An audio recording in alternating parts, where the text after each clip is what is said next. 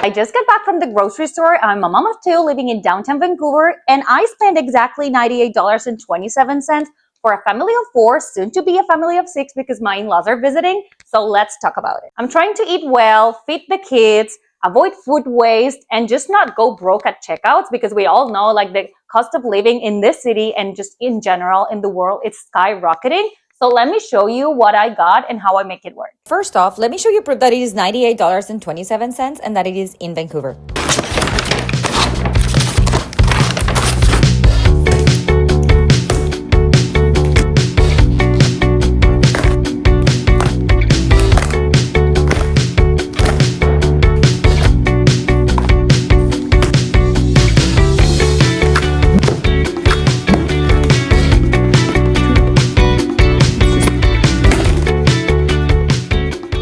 I focus today on high protein items because actually what I buy is whatever my hands can handle. I live about 4 blocks away from the supermarket here in downtown Vancouver. So I honestly just go whenever I feel I need something. That way I avoid food wasting, because if you have kids, you well know that food waste it's kind of shocking at the beginning when your toddler starts eating. And on top of that, food here in Canada, especially vegetables and fruits, they rot so fast, and it's because they come from the US or they come from Guatemala or they come from Costa Rica or they come from wherever. So their life cycle once they land to Canada, it's pretty short. One of the things that I really don't like about the North American culture, and that my parents have said every single time they come, is that the amount of food people here waste, myself included, in their lenses. So I try to avoid buying in bulk. It's not like really my type of grocery shopping. And in this specific occasion, I just found a lot of deals like in protein. So that's why this haul is like 97% protein. And then one of the main things that I do is actually buy on discount.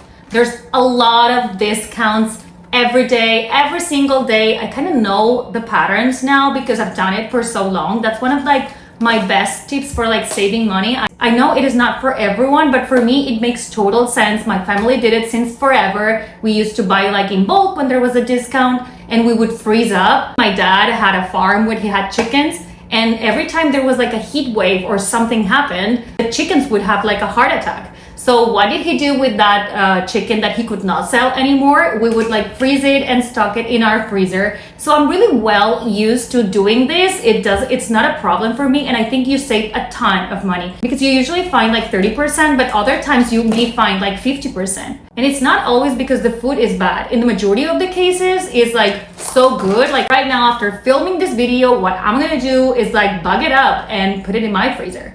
And I know for so many people, especially if you live in downtown or if you live in a big city, the fridge is like so small. In my previous apartment, we had like a mini fridge. I would always be like so upset because I'm like, this apartment is a 2-bedroom apartment, it's like 1,200 square feet. Why on earth do you only have a small fridge?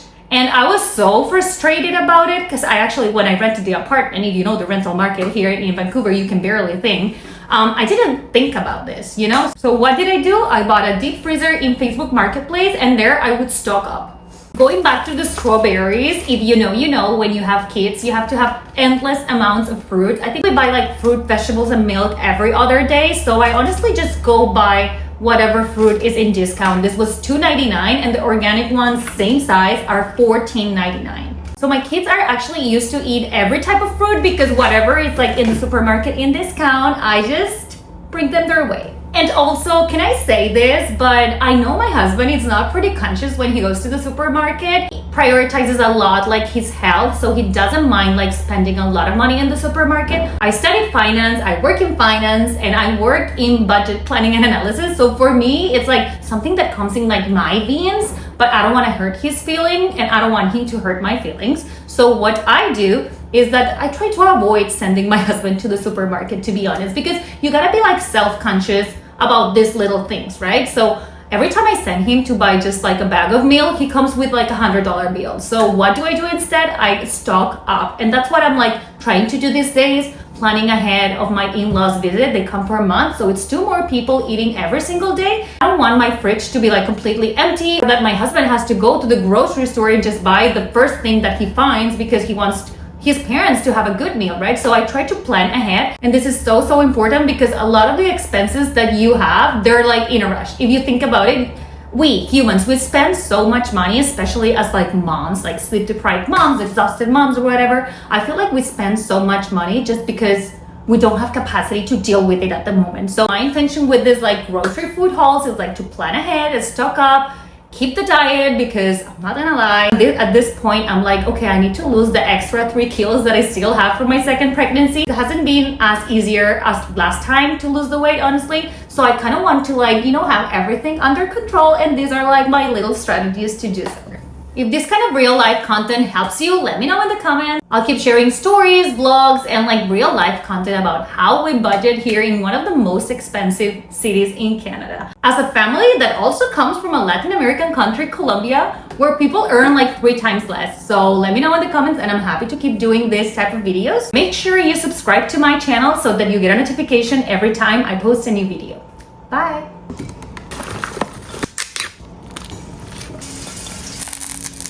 Tea.